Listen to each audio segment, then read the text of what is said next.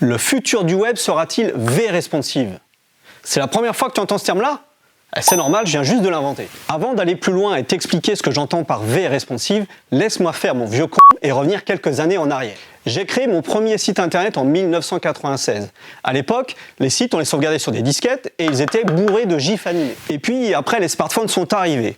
Donc il a fallu que les sites web s'adaptent à ce nouvel appareil et c'est là que le terme responsive est apparu dans tous les cahiers des charges. Aujourd'hui, il est clairement inconcevable d'avoir un site web qui n'est pas justement responsive. Il faut savoir que 60%, plus de 60% du trafic sur Internet l'est depuis un smartphone. Alors je vais peut-être vous l'apprendre, mais un casque de réalité virtuelle permet aussi de surfer sur le web. Il y a un navigateur intégré dans les casques de réalité virtuelle. Si Apple, Meta, HTC et même Samsung sont tous en train de se livrer une bataille féroce sur le marché des casques de réalité virtuelle, ce n'est pas par hasard. C'est qu'ils sont tous persuadés que ce type d'appareil va à terme remplacer les tablettes, les ordinateurs et même les smartphones. D'ailleurs, pour son Vision Pro, Apple ne parle pas de casque de réalité virtuelle mais d'ordinateur spatial. Ça veut tout dire. J'en suis persuadé. Après les smartphones, vos sites web vont devoir s'adapter aux casques de réalité virtuelle et devenir immersifs. Imaginez, les visiteurs de votre site web ne viendront plus consulter un simple site web. Ils viendront et vivront une vraie expérience immersive, car ils seront dans le site web. Par exemple, voici un site web que nous avons réalisé pour l'épreuve des 24 heures du Mans.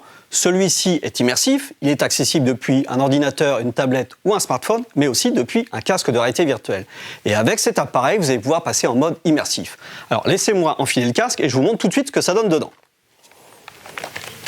Voilà, je suis dans mon environnement à 360 degrés et devant moi, j'ai l'application navigateur internet du casque et je vois le site web tel que je pourrais le voir avec mon ordinateur ou mon smartphone.